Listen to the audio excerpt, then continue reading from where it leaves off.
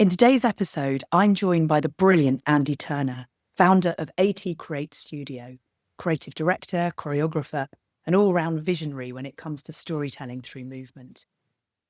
Andy lives with dyslexia, and for him, dance became not just a career, but a language, a way for him to create, communicate, and ultimately build a studio that now brings to life immersive stories on a global scale.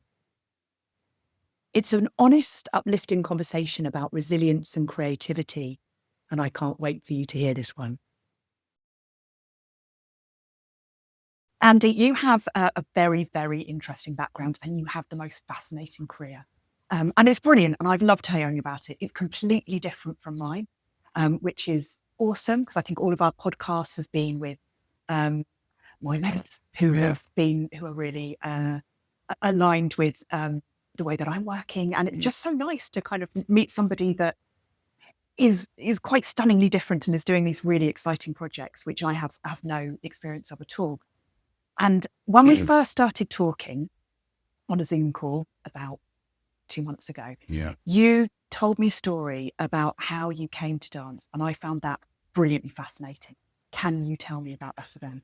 Okay, I'll do a quick form. Basically, I'm from a place in Yorkshire called Holmfirth, which, if you're familiar with that place or not, it's where they filmed Last of the Summer Wine. So I was brought up there in, just outside of Huddersfield, called Holmfirth. Very, very beautiful place. Very, very northern and very, very countrified. So yeah, I was basically brought up there most of my life. And how I stumbled into dance is quite funny, really, because I never had any interest in dance at all till I went to basically Huddersfield Technical College to do a BTEC in drama. And it was all kind of the only options I had of my next kind of phase of my life because of certain aspects of my dyslexia, that I had either art or drama. That was my two things I could kind of do okay. So I ended up getting into Huddersfield Technical College to do a drama course for 2 years. And it was literally on the first week that we had our different teachers come in to let you choose what you wanted to do extra from the drama lessons. Mm-hmm. And dance was one of the options. So there was two guys, including me, and we all decided to take it. So ironically, I've just reconnected with both of them last week and I haven't spoken to them for 20 years. So it's kind of, and one's a musician and another guy still works in theatre. Anyway, so we all took dance, and it was just to keep fit in a nutshell. And one of the guys, called David, lasted one lesson. He was like, I'm doing this. The other guy, Jonathan, and me, myself, we kept with it. And it was really strange because probably about 6-7 months into it, I got really into dance. And obviously I had no idea what it was to become a real professional dancer, but it was what I believed was dance, which it was fundamentally the beginning, but it wasn't, like going to a ballet school or something when you really got to learn technique. But it was something that I really found a lot of enjoyment for. And I was trying to do choreography and notation before I could dance. It was all really weird. Everything was back to front. And basically came to the point where we did the full a year and a bit, where you had to choose what you wanted to do. So obviously people were saying, okay, I want to go to Montview, and they would get you ready for the auditions for Montview and, or RAD or whatever they wanted to do. And I was like, okay, I actually want to become a dancer, which was kind of funny because I'd never done dancing before. So I started probably doing movement at 16. Yeah.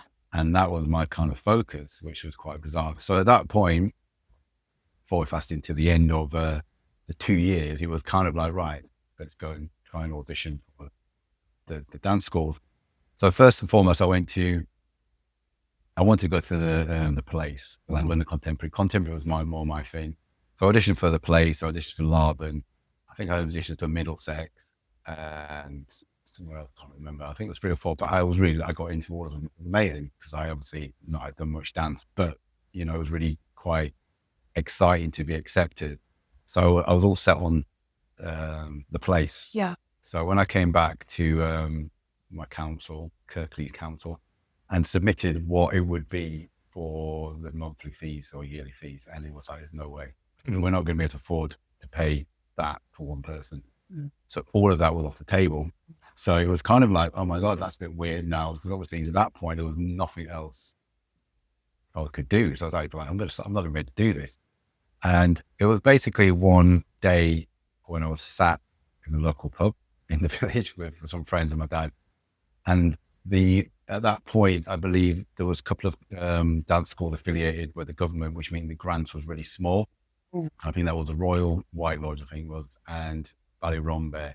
And I believe now, well, it is Northern Contemporary, but Ballet Rambert was kind of like, well, got to give it a go. Yeah. So it was that kind of point where literally was a conversation saying, I said to my dad's friend or my dad, I said, I'm just going to go down there and ask for an audition, what have we got to lose? If I don't, I'm not going to be able to dance anymore. It's not going to happen.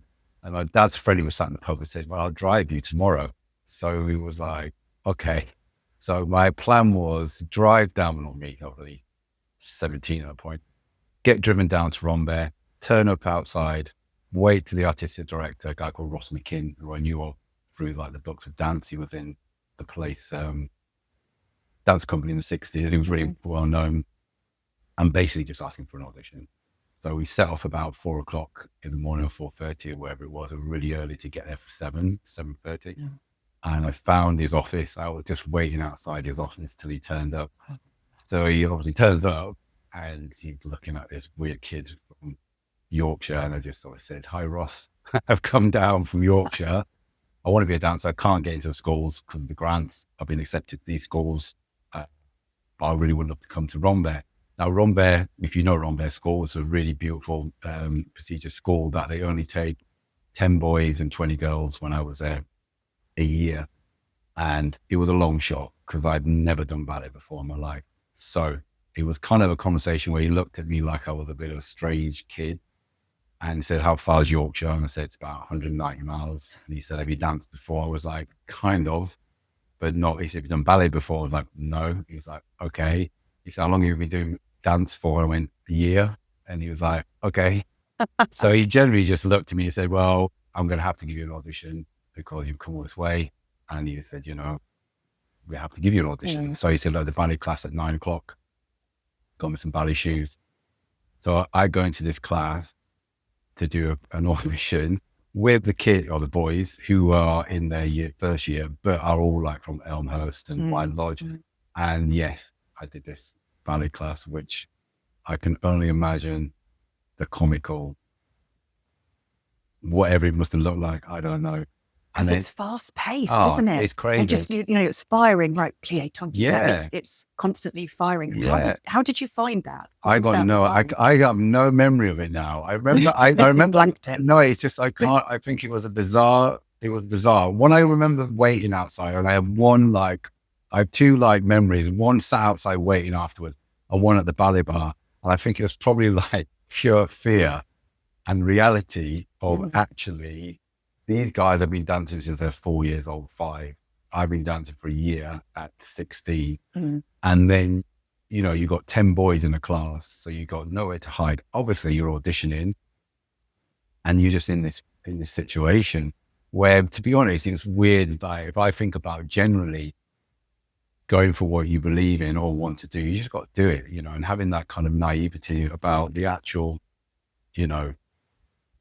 what people thought. I'd never really had that, even though I had my own difficulties in school because of like dyslexia and stuff. It was more that I never had that kind of, I was opposite. I kind of went rebelled against it, going, well, I'm just going to do it, and it was like, what is the thing you have to do to get where you need to be? You got to try and do it, whatever the costs are. And if it doesn't work out, at least that's done, So I think I always had that as a child, I guess. And yeah, like I say, did the audition and then, they offered me a place, which was bonkers. They're just bonkers, really bonkers. So driving back to Yorkshire when my dad's friend was waiting around the corner in a car to say, I've been offered a place. So on the spot, they offered you a place. They came back. He said, Ross was like, I need to speak to, I think it was Teresa, a really famous teacher who was one of the principals of the Northern Ballet back in the day. I mean, there's amazing teachers at Rambert when I was there. And then he said, we'd like to offer you a place, but you have to let us know in a week. I went, you don't have to wait for a week. Yeah. I'll accept it. So driving back home was pretty bonkers. and then going, going, I've got a place at Ballet Rambert, you know, it's like, How did your family react to that? it was crazy. I think, listen, I think, you know, where I was going anyway was different, you know, like creativity with my dad. My dad used to listen to a lot of music. So I was surrounded by music. I love music as a kid and I still love music. And my dad was really great at drawing. And my mum apparently did dance in the 60s with the Who before there was Who. So she did a lot of the go-go dance and stuff. That's how my dad met my mum. So that was my only, I would say, my dad was creative in drawing and he loved music. And I guess that, and my mum did that, which I found out years later, but nobody else, you know, had come from a dance background. So for me, because of the way that my life had driven me to theatrical or art as the only outlets of what I could actually do, because I didn't have anything literally or the exams to do anything academic. It had to be a creative outlet. So moving into dance when it was going to be drama first was just strange how that kind of happened. It just naturally happened in a weird way. And then, like I say, I was trying to do stuff before I could do stuff. And then when I went to Rambert, the wake-up call of what really I got myself into It's really nice. Oh, man, bonkers. Because every 12 weeks, you have to get through the whole school and perform a solo. So, I mean, the whole school. So you're talking all the third years, second years, everybody who's doing Brishnikov solos and Yuria solos, the boys in the third year. And you then walk into this theatre with the pianist and you got to perform from the whole school after 12 weeks of doing ballet. I know. It's crazy, but I have more memories of that waiting outside just going, oh no. I can only imagine that. Yeah. So it was pretty bonkers. And the weird thing about the whole experience with Rambert, I was there for a while and I left because I went to Northern Contemporary. So I did a time at Rambert for about a year and a bit. And it was interesting that for me, I'm kind of one of those people who, well, I still am, I guess. Like if I feel that something's not right, I have to change it. Even though Rambert taught me a hell of a lot and it was the most amazing, I learned so much more than I realized. But it was like, I was never really into ballet, even though ballet is fundamental, basic of everything, but it was more contemporary. And it was more, I think, of the compactness of the intensity of it all, leaving home, living in this random family's house upstairs, and then going into a process of which was highly refined in the attention, you know, of what you have to do. And he was kind of interested at school. I was choreographing at that school. And that's the only way I got respect. I was the worst dancer in that school because obviously I've been dancing 12 weeks. But choreographically, I got pieces into the show that people who've been dancing for a long time didn't. So it was really weird. So I was getting third year students coming to me, can I be your next piece? When I couldn't even dance. It was so weird. So you didn't dance in those pieces? No, I choreographed on a guy called Theo Klinkard, who's an amazing dancer. And what happened at Rambert, you create something, you show it to Ross, and all the years do it. And then he picks what's going to be in the shows. And the first piece I ever choreographed was it's like a 3-night program, was in every night. And it was so funny. So I had respect from other students of my choreography, but really, you probably like for liking someone. Technically, I was still learning. So it was all a bit weird. So yeah. But then I eventually got to the point where I was like, well, I need to do more contemporary. And I remember speaking to Ross going, look, it's too much ballet for me. Okay, you were doing pas de deux stuff every day. You're doing character dancing. You're doing obviously all your solo stuff. Then you do contemporary, but it wasn't as refined, I guess, as it is, like I said, Northern Contemporary. So that's what you're doing. Yeah. So I just got to the point where it's like, you know, I need to maybe change school. And he was really supportive. He's like, you know, don't stop dancing. If you need to go to another contemporary school, completely do it. So that was how I got into dance, really backwards. No, that's amazing. I mean, I went to the London Studio Centre. Okay, cool. I did have a very traditional, you know, classical education. Until I acquired my disability, and then it went a bit left field, really. But so I started dancing when I was 2. Yeah. Because I had so much energy that my mum was like, how are you going to put this? Can you just put this somewhere that's not dancing underneath the dining room table or over the furniture? So she put me into ballet.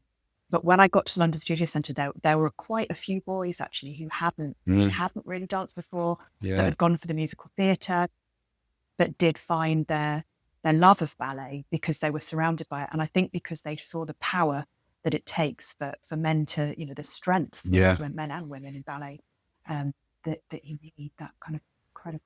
It's interesting because, Rambert, they did say at that point, they said they took a girl as well, which is really unusual back then, a girl and a guy where they had not much training at all. So it was a girl. So it was quite, I guess it is that, isn't it?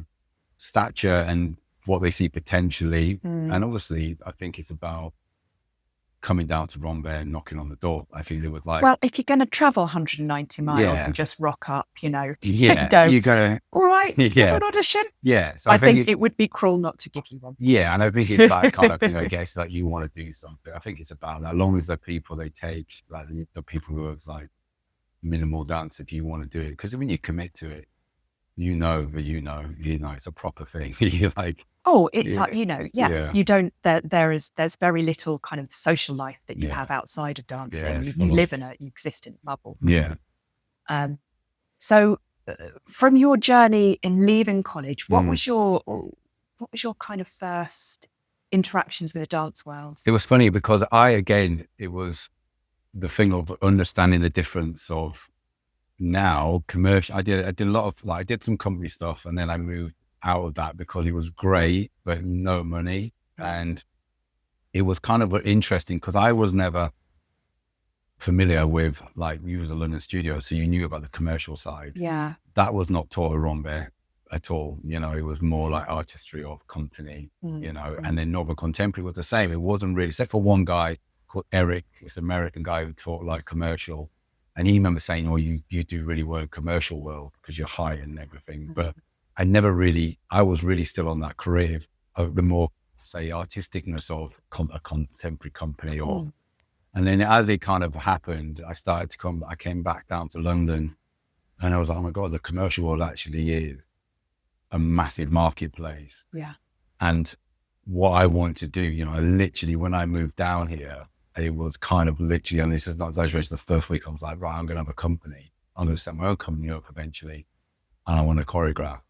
And I remember meeting some people who are friends of mine now, who we laugh now because I remember, he said, one of my mates, I always remember meeting you, and was on the tube, and you said to me, you've been down like 2 weeks. Oh yeah, I'm going to have a company soon. And then you looked at me and you was thinking, guy, man, but that's exactly what happened. So it was kind of from that point, it was like, working, did some amazing jobs. I've been very, very lucky, seeing a lot of the world and being paid to go and be different kind of shows, from dance stuff to fashion stuff to artist work. But then wanted to choreograph, but bring in the contemporary. Yeah. And so it was more than trying it. It was like a chicken and the egg. My whole career, I never assisted anybody or shadowed anybody. I've had a guy work for me now for 15 years. He's now doing his own stuff, but he came on all my jobs, learned everything, and you get to experience big events. But I came from when nobody would give me opportunities. It was like I had to make my own opportunity. So it was like trying to get a job off talking and going, look, I could do this, I could do that. What have you done? Not really anything really. So eventually you get one job, so then you build on that, then you build and build and build. And then how I used to approach it was obviously music design and storytelling, and also bringing in contemporary into more the commercial world, even though it was there, but not like it is now. Everything, all dance forms are all integrated. Back in the day, it was more like jazz, so it would be more like MT stuff, and you'd have commercial, but contemporary coming into it was a little bit. So it was building all that up, and then eventually, ended up forming a company with a girl called Nikki. It was called Skin Production, and I got to a point where I was about 29, and I was like, right, I'm going to stop dancing now. I'm going to concentrate on the company. And everyone was like, you're crazy because you can still work. I said, yeah, but it got to the point where I was creating shows, being in the shows and choreographing shows, and it was crazy. But people wasn't taking you seriously because you're like, well, you're still dancing. So it had to be a cut off and then concentrate on the choreographic and the producing. And that went well for a few years, and then we parted our ways. And then I just kept on building up like my own stuff and working and pushing. And then you know, my portfolio now is probably global and of agencies and brands, but it still is the way that you kind of move through it from going choreographically, then into creating it and then producing it and creative direction, and then you choreograph the bits you want to choreograph, but really it's about the whole narrative, and then, you know, the execution of how it all feels, the music design, the screen content, the narrative, the story beats, and then the choreography comes last in a way. So you're really driven by the storytelling of the. Yeah, I think, listen, all my shows that have been well received, because I used to do a lot of stuff, like all my clients that I work for, that I've only stopped working from because they've ceased to be. I was very lucky. I used to do a lot of shows that people, say Close Show Live, an example. So I was in that show for 5 or 6 years, and then I choreographed it and then became the creative director of it over a span of 25 years. So for like 18 years, I was part of that event, and to the point where I had the main show at the NEC, which was 6,000 people a day, 7 times a day. So 37,000 people would come and see the show that you created and choreographed and put together. And that was mental, of the way that you sit at home, think of an idea, and then people would watch it. But the reason why it was always well received, because I used to approach it from the storytelling, under the person watching it, understanding the emotional kind of backbone of what that concept is, fun concept or emotive concept. But it was how it would not just be steps for steps purpose, you know, just it's got choreography in it. If you do 8 8s, 9, 10 8s or whatever, it gets a bit boring. So it's how that's interwoven. So I always approached it from a storytelling basic, and still do with my work, that if it connects with the viewer of the audience, then you're going to make it impact more, and it will be more, you know, more impactful in memory stake, or people remembering that and wanting to come back to the next one. I've always approached it that way. But yeah. So I think what I'm really interested by as you're talking is this way that you're able to, first of all, take a rule book, tear it up, chuck it out. Brilliant. But also how you've got these kind of colourful strands which bring lots of different aspects of your work to life. And I'm just wondering about your neurodivergence, about your dyslexia, and how you think. You said a little bit earlier on when we were chatting, though, that you feel that it's like it's part of you, it's made you, it's something that's really positive in your work. And I'm just wondering how your dyslexia and that kind of incredibly creative brain that dyslexia lights up, how that comes into your work, and how you think that that's driven your 100%. I think it definitely, it's weird, because I'm very fortunate now, because I think living in a career where all I do is create stuff, and that's what is, I'm very blessed to do that. And obviously still, it's always you know, you've got to keep the engines going. But it was because I believe it's a weird one, because my dyslexia was diagnosed at 16. By that point, it was way too late. It was a proper official diagnostics, if that's the right word. And, you know, by that point, it was like, you can get extra time in your exam for someone to read the questions. I was like, well, it's pointless. You know, the whole learning process was, you know, restricted by that, because it wasn't that known. So obviously I was put in more the remedial classes back then, not called that now. But basically, but basically in a cubicle, with, you know, other kids who were different, like intellectually needed special need help, you know, but we were thrown in the same camp, because there was no kind of, you know, tick sheet at that point, really. So it was very frustrating. And obviously not being allowed to do, you know, the normal French and German, to do extra P's. It was quite embarrassing as well. And, you know, people would view you in these little porter cabins as like the thickos, which is the way it goes.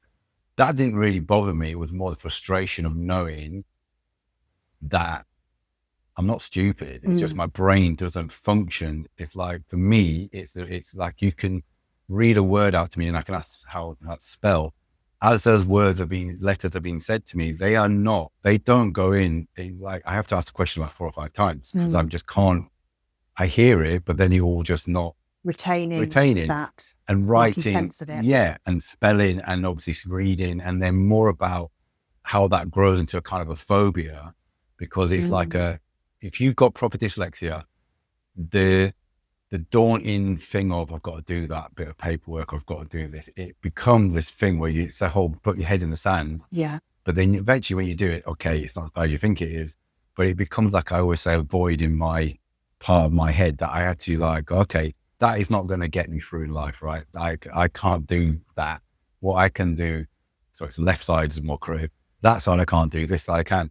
And then from that point, you know, fanatical about movies, you know, story, music, you know, everything around, you know, escapism in certain forms became the way that I found a way to get through to this point and that point. And it was that, again, putting your mind to something and believing you can achieve it, and you've got to do it, and you just got to believe that things take time, and just, if you're committed to trying to get somewhere, you can do it without a shadow of doubt. I'm proof of that with other challenges in my life, which people have all had, but there's other layers to my life, which has been difficult, plus all the other stuff mixed in. But generally, it's about creativity is enhanced by dyslexia without a shadow of a doubt, because it fuses your brain to work in a different capacity. And I physically see that in my head, you know what I mean? By the way of spinning plates in different projects and how that is to be created.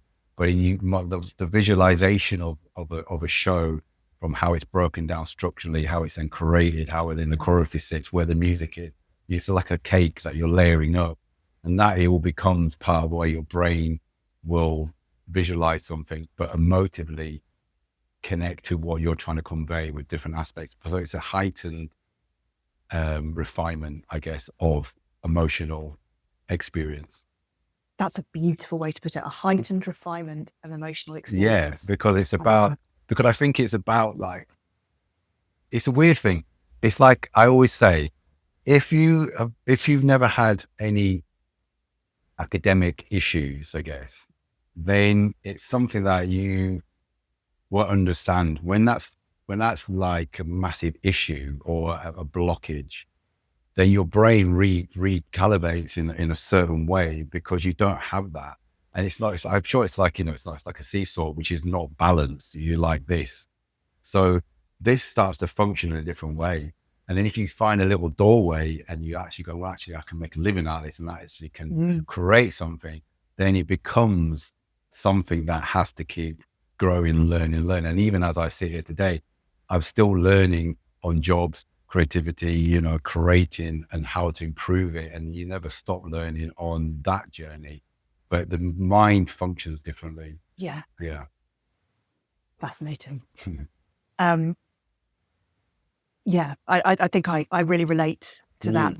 With my brain different, that it functions differently. And the excess energy that I have in my brain that dystonia produces has to be it has to be positively, if it has to find a positive pathway. So I have to move, I have to dance. And the moment that my legs become, so quite often when I'm in my wheelchair, my legs will start twisting and they'll push against the wheelchair because they'll find something to resist against. And actually a real key moment for me was when my brilliant neuroplastician Joaquin Farias said, you need to stand up and you need to do knee bends. God, ridiculous, because I'm just going to fall over. And then I did, and it reset those pathways. But I have to move, I have to dance. And I find it so interesting the way that a dancer with dystonia, that the spasms affect you, because it is, again, the spasms become like a dance itself. The way that my tilt to the right hand side is part of my physicality. I'm constantly re-tilting myself, bringing myself up, you know, the hand in these sort of interesting positions.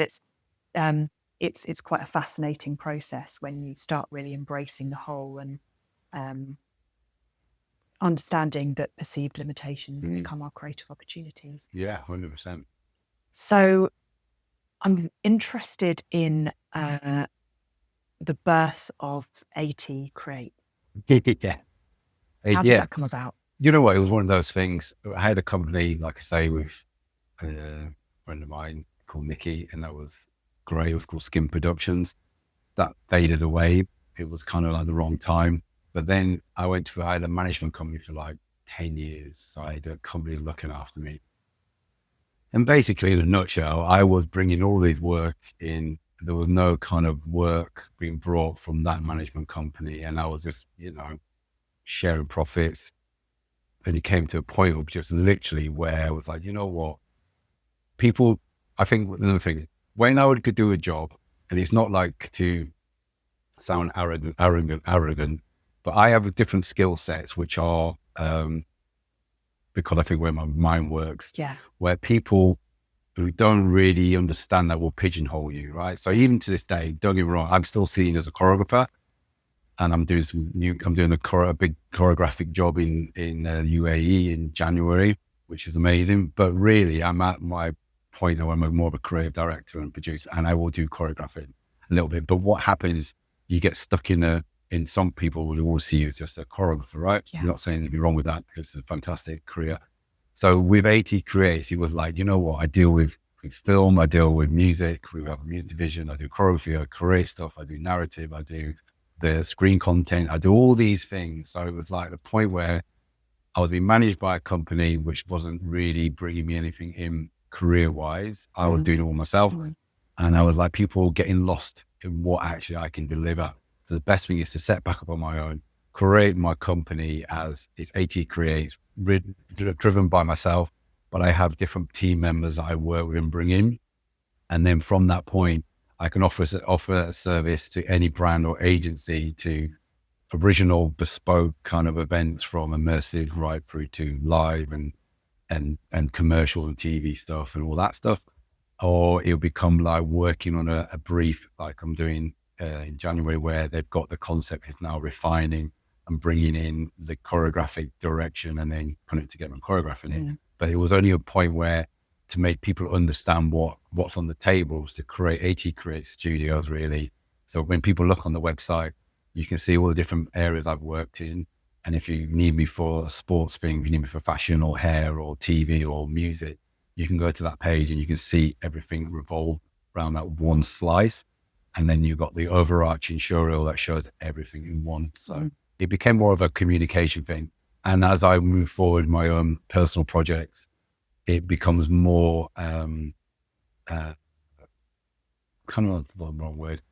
If you're pitching something new, which is a new IP, what your background is, and for people to see that arm of confidence, like, okay, you've been doing this a long time and you've got a great portfolio. So, and it is multifaceted, as you say, what you do is multifaceted. There's so many elements to it that you love to bring that to. I've been so lucky, honestly. I mean, from all this stuff, I've done, a lot of celebrity work for their shows. I was really lucky. I directed Harry Vikers on their live show. That was their director. There was Supervet.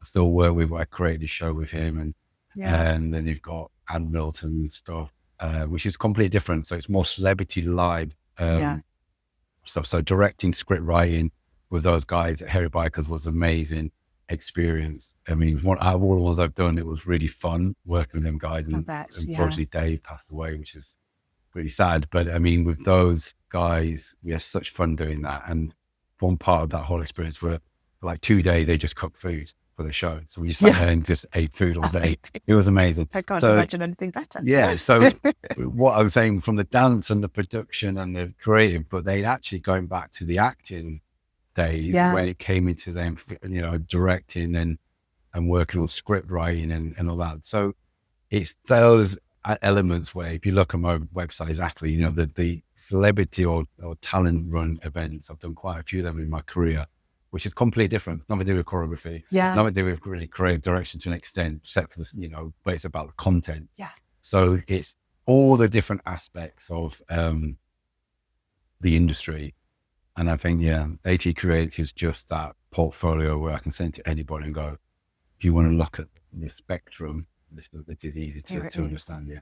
And then toy makers. The toy makers key. No, I'm really excited about this. No, it's basically something that it's a process that,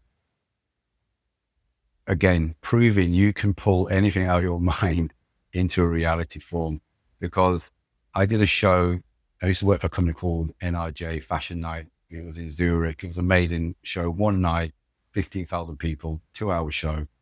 a fusion of fashion, live music, and dance. It was this thing where you could create any narrative, and then you build the whole kind of structure around that narrative, and then you drop in the bits that had to be in there, but you could create a performance piece that glued it all together. And so I worked on quite a few years. And then one year I wanted to create a show called Fashion Freak Circus. So it was all circus led. And it basically was a huge arena kind of style show. And anyway, the concept was this circus brought this huge box. And inside this box, the ringmaster came out, and then all these different characters came out. And from out that show, they would have a world, and then the fashion would sit in there, and then the music would sit in there. So it would take you right through a journey. And like I finished that show, and I was like, there's something in this about this box and this toys coming alive. And I had this idea, right, I've got this idea, literally was this idea called The Tale of a Boy and a Girl. And it was one of those, again, if you want to try and get something into fruition, it's like a hard thing with people to say, I've got an idea. Yeah, it's a great idea. That's where it stops. No one's going to put money into it. No one's going to believe it. So it literally has been an 8-year project to this point. But where I begin, all I can say is basically, relentless determination, and then believing that this is something. It's gone through this whole journey where, as we are today, we have a 72-minute animated movie. We have a beautiful graphic novel ready for market, which is artists from Marvel, DC Comics. We have a 7-minute short movie. We have 10 music videos. We have jewellery range. We have a computer game starting in March. We have merchandise. We have a sequel built in. And we have, like I say, a whole original 3 soundtracks and 10 tracks all done. And that's been a relentless point where it's ready to get released into the world. It moves into the comic world, the film world, the computer world, live show world, and music and merchandise. So I've been going on about this thing, boring people to death over the decade, nearly a decade. But it's so interesting because when I first started, and it was crazy actually, somebody invested into this, and I got it just as COVID happened. But before that, I got to the point where no one was taking it seriously. They all thought it was a good idea. So I met a guy called Drew Casson, who's a good mate of mine now. And he's a director, a young guy. He's fairly odd, young compared to me. But I met him, and what we was able to do, we were able to film a proof of concept, real life trailer, because everybody liked the idea. When I did this and paid for it, we did it over 3 days, and that is an amazing story in its own, where we filmed it and how it happened, and the gifts from people to allow us to use the locations for free when, you just unheard. We filmed in like Winston Churchill's doctor's house and all these things because they liked what the idea was. I had this trailer then, this physical, like real people trailer, and that was my selling tool. And then someone saw it and then invested quite a few thousands into it. And then COVID hit. So it was originally going to be a live show and a film. And then COVID hit, and it was like, are you still going to invest? The guy who invested, who's a known guy, bit crazy, was like, yeah, I'm still going to invest. Why not? And then COVID hit, and then he was like, right, actually, graphic novels and comics are massive. Right? It's a multi-billion-pound industry, and it still is growing, but they become a proof of concept for films and all sorts. But if we make a comic, I've never made a comic in my life, and we make a motion comic, meaning you take all the assets from that comic and you animate it, we have a product, whatever it is, and we can then use that as a proof of concept when the world opens up.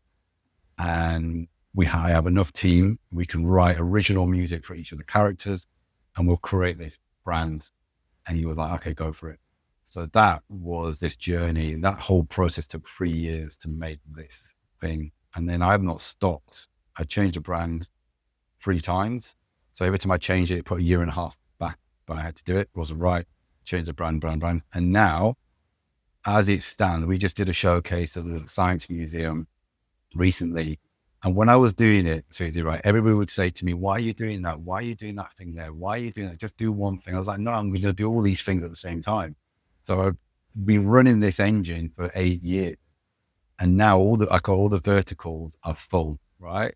And when we did the showcase, everybody was going, oh my God, it's amazing, all these things that you've got going on. How did you do all these things? I was like, well, the thing is, I've done it all in parts at the same time. And everybody would say, just do one. It's like, no, everything, the feedback about IPs and new brands, it's about the ecosystem of what, the consumer is now. It's so greedy that you have to have something that can plug into multiple areas. And obviously originally it was going to be a live show.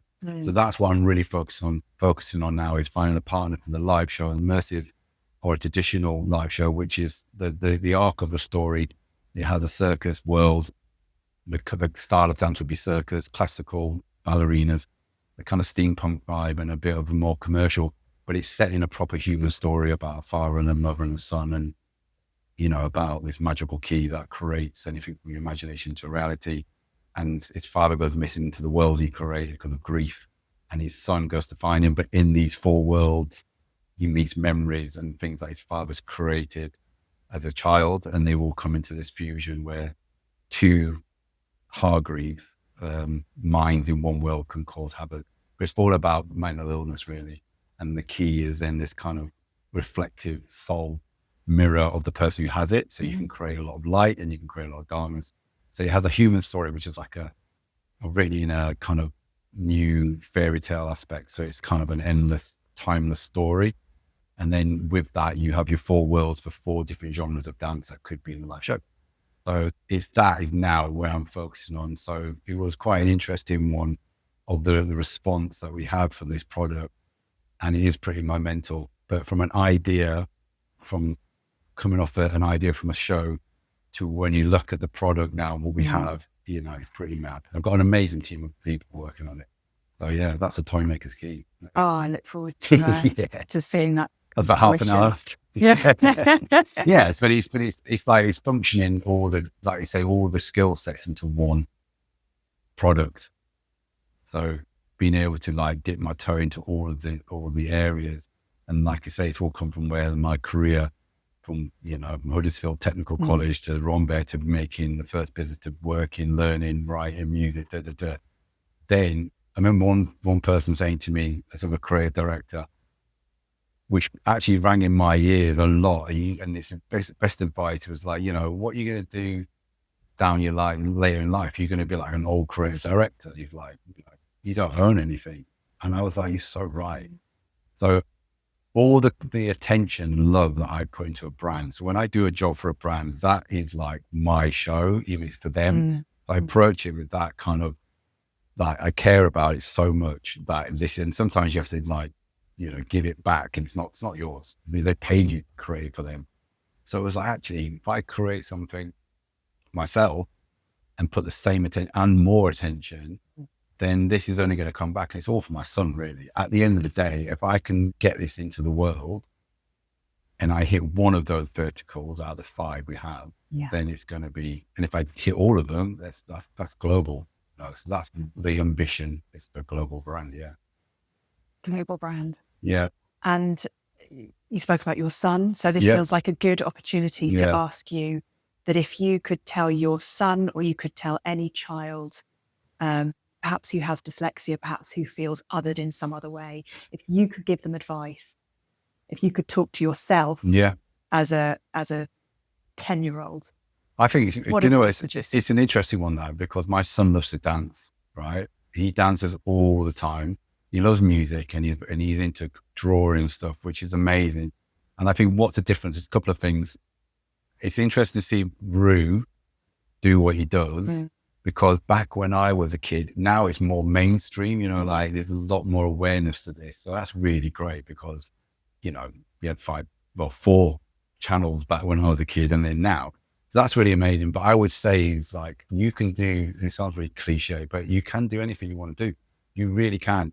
And if you're dyslexic, it's kind of, with me, it was weird, even though it does still hinder some probably like frustrations, but it's like it is, I know it's cliche as well, but it is like a superpower, because it makes you form differently, because you like, you've got one side of you that you can know is good. This is like not going to function. So this is what you have to make work. When you have both, if you're creative and you're academic, that, if creative doesn't work out, you can go into academic, even though you want to do creative.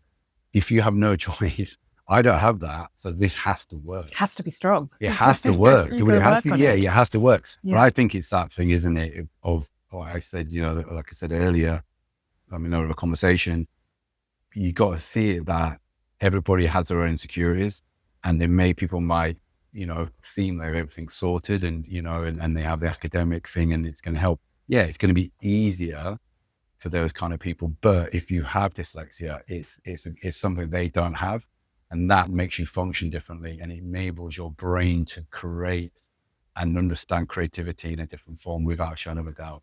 It's the whole big thing now made by dyslexia, isn't it? Like the awareness of entrepreneurship and how they function is different.